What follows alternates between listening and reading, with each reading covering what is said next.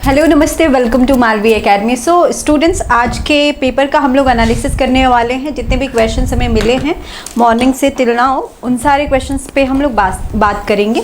तो देखिए, आपका पेपर का पैटर्न जो रह रहा है वो ऑलमोस्ट सिमिलर रह रहा है। कुछ क्वेश्चंस आपके जो हर शिफ्ट में आ रहे हैं, जैसे कि आपका कुछ टॉपिक्स देखिए, रीडिंग कॉम्प्रिहेंशन हो गया, आपका सेंटेंस रीअरेंजमेंट हो गया। तो आज आपका सेंटेंस रीअरेंजमेंट भी आया था और मैं ऐसे शॉर्ट में लिख देती हूँ सेंटेंस रीअरेंजमेंट। और आज के पेपर में सबसे इजी अगर कुछ आया था तो वो सेंटेंस रीअरेंजमेंट था। किसी भी बच्चे को कोई परेशानी, कोई प्रॉब्लम नहीं हुई इस पार्ट में। और थ्रू जब से आपका पेपर स्टार्ट हुआ है, आप देख रहे हैं ये टॉपिक पूरा डोमिनेंस बनाए हुए है ना। तो यहाँ से आपके 8 से 10 क्वेश्चंस देखने को मिले हैं और वो भी इजी वाले। कौन से? इजी वाले, ठीक है। तो हालांकि सेंटेंस रीअरेंजमेंट के क्वेश्चंस याद कर पाना इट इज़ नॉट पॉसिबल। तो स्टूडेंट्स ने क्या किया है, बताया है कि क्वेश्चन का लेबल क्या था। उसके बाद रीडिंग कॉम्प्रिहेंशन आपका आया हुआ है। आरसी से मैं बात करूँ तो 3 आरसी आया हुआ था। 3 आरसी में पहला आरसी आपका 2 तो स्टोरी बेस्ड थे।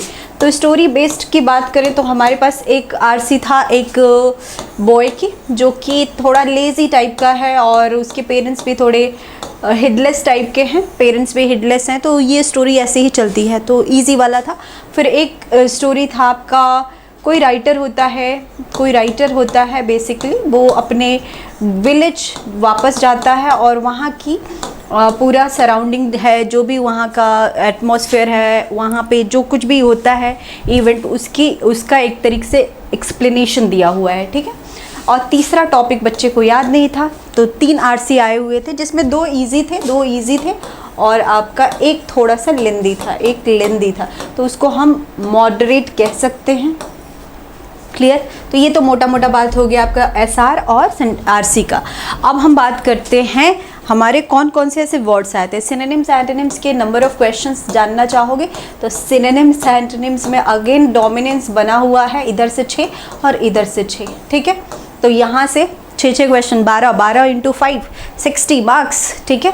तो यहाँ पे देखिए, यहाँ पे जो वर्ड्स मिले हैं हमें, एक तो वोरेशियस मिला हुआ है, तो वोरेशियस से रिलेटेड आपको बहुत सारे वर्ड्स पता होना चाहिए। जैसे आपका रैवेनस हो गया, रिलेटेड वर्ड है रैवेनस। वोरेशियस का मतलब होता है someone who is greedy, thirst for something, है ना। अक्सर ऐसे क्लास में मैं बोलती हूँ, जैसे be voracious for reading studies, है ना। पढ़ाई के लिए एकदम हंगरी आपके अंदर होना चाहिए, ग्रीडी बनो कि और पढ़ना है और अच्छे से काम को करना है, इस तरीके से। तो वोरेशियस, रैवेनस हो गया आपका। कोविटस भी इसी से रिलेटेड आ जाता है, तो ये सारे वर्ड्स मैं बता रही हूँ ताकि आपको याद रहे। रैपेशियस वर्ड भी आता है इससे रिलेटेड, है ना। उसके बाद अगर मैं बात करूँ दूसरे वर्ड की, तो एक बार मुझे चेक कर लेने दीजिए दूसरा वर्ड क्या था। और ये सारे के सारे वर्ड्स जो भी आपको बताए जा रहे हैं वो सारे के सारे मैंने ऑलरेडी कराया हुआ है ना, एक वर्ड था आपके पास ऑब्सक्योर आया था। ऑब्सक्योर का मतलब होता है समथिंग विच इज़ हिडन, है ना। अनक्लियर, ऑब्सक्योर, है ना। तो अनक्लियर ये इजी सा वर्ड आ गया था। उसके बाद आपके पास फास्टिडियस वर्ड आया था। फास्टिडियस को मैंने याद कराया था, जैसे शादी वगैरह में फूफा जी लोग आते हैं, बड़े पर्टिकुलर होते हैं चीज़ों को लेकर, एकदम सब कुछ परफेक्ट चाहिए, पर्टिकुलर, है ना।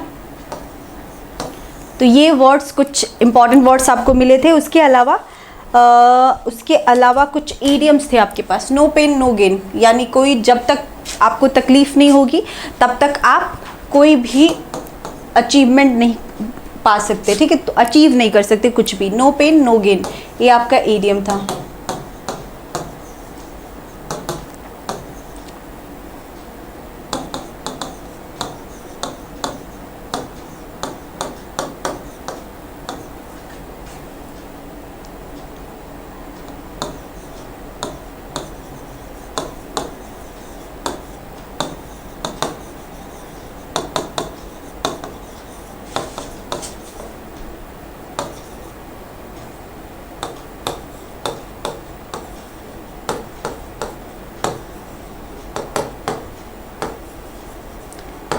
ठीक है, ये कुछ क्वेश्चंस आपको मिले थे। फिर आपके पास फ्रेजल वर्ब आया हुआ था। फ्रेजल वर्ब आपका जो था वो कम वाला पूरा सेट था। तो कम इन था, कम कम थ्रू था और आपका कम अंडर भी था, कम अंडर था। तो और इसको मैं अलग से नहीं कराऊंगी क्योंकि आपको ऑलरेडी लिस्ट दिया गया है, वहाँ से आप इसको कवर कर लेंगे, ठीक। और बाकी क्वेश्चंस आपके ग्रामर से भी थे। देखो बच्चे ने बताया कि मैचिंग से मैम बहुत सारे क्वेश्चन आए थे। आज क्वेश्चंस उन लोग को याद नहीं था तो उन्होंने ऐसे बताया कि मैचिंग के मैम 12 क्वेश्चंस थे। और इस टॉपिक में क्या क्या था आपके पास था, एक OWS का 2 सेट में अब कौन कौन से वर्ड्स थे ये उनको याद नहीं था तो वो बता नहीं पाया। ईडियम्स था, ईडियम्स में आपके 3 से 4 क्वेश्चंस थे, मैचिंग के फॉर्म में थे। एक नॉर्मल भी ईडियम आया था जिससे नो पेन नो गेन वाला नॉर्मल तरीके से पूछा गया था, ठीक। तो ये कुल मिलाकर मान लो यहाँ पे 4-5 क्वेश्चंस हो गए। बाकी अदर वर्ड्स से रिलेटेड थे, यानी वर्ड्स रिलेटेड थे। उसके बाद प्रीपोजिशन से रिलेटेड थे। फिर आपका आर्टिकल चैप्टर पूछा गया है, एडजेक्टिव पूछा गया है और इज एम आर मतलब टेंस से भी रिलेटेड 2 क्वेश्चंस थे, टेंस से रिलेटेड थे और वर्ब से भी रिलेटेड थे। तो यहाँ पे देखो ये क्या, ग्रामर को नेग्लेक्ट नहीं किया उन्होंने, ग्रामर को इंक्लूड किया है क्योंकि इतने लंबे क्वेश्चंस बच्चों को याद नहीं रहते हैं तो उन्होंने ये टॉपिक्स बताया। तो आगे आपका एग्जामिनेशन है तो मेक श्योर कि ये टॉपिक्स आपके क्लियर हो, आपको पता हो। बेसिक क्वेश्चन पूछे जा रहे हैं, ग्रामर नहीं पूछा जा रहा। ग्रामर देखो रूल वाले जो होते हैं ना, टोटली रूल बेस्ड, वो कम कर दिया है। लेकिन ग्रामर का मतलब क्या हो गया, ये वर्ड्स क्या है, ग्रामर का ही तो पार्ट है। हर वर्ड का कुछ ना कुछ पार्ट होता है, लेकिन ग्रामर के कॉन्टेक्स्ट में बहुत सारे क्वेश्चंस नहीं पूछे गए हैं क्योंकि मेजॉरिटी ऑफ द क्वेश्चंस आपके सिनोनिम्स, रीडिंग कॉम्प्रिहेंशन और सेंटेंस रीअरेंजमेंट से हो जा रहा है। तो इन टॉपिक्स को एक बार रिकॉल कर लीजिएगा, रिवाइज कर लीजिएगा। पहले के अलग अलग शिफ्ट में आपके एडवर्ब भी पूछे गए हैं तो एडवर्ब को भी ज़रूर देख लीजिएगा। ये मेजर टॉपिक है जो आपको कवर करके जाना है। प्रीपोजिशन, कंजंक्शन से भी लगातार क्वेश्चंस पूछे जा रहे हैं। हालांकि आज बच्चे ने नहीं बताया कि कंजंक्शन से क्वेश्चन पूछा गया है तो इनको आप देख लीजिएगा। बाकी आज बहुत सारे क्वेश्चंस हमको नहीं अवेलेबल हुए हैं तो यही सारे क्वेश्चंस हैं। अब फास्ट, टीडियस और ऑब्सक्योर, वोरेसियस ये वर्ड्स मिले थे और रीडिंग कॉम्प्रिहेंशन में बताया था स्टूडेंट्स ने। बाकी जितने भी हमें क्वेश्चंस मिलेंगे तो एक प्लेलिस्ट में आपको मिल ही जाता है, वो आपको प्रोवाइड कर दिया जाएगा। बाकी जो क्लासेस चल रही हैं प्लीज़ उसको देखिए क्योंकि आज भी स्टूडेंट से फ़ोन पे बात हुई, मैम क्योंकि देखो तुम भी एग्ज़ाम देकर आओगे बेटा, तुम्हें भी सब कुछ नहीं याद रहेगा। तो एक आज मैं स्टूडेंट से बात करी तो वो बोल रहा था मैम कल वाले सेशन से 4-5 मेरे क्वेश्चन सॉल्व हो गए थे एलिमिनेशन मेथड से, क्योंकि उसका मुझे मीनिंग पता था।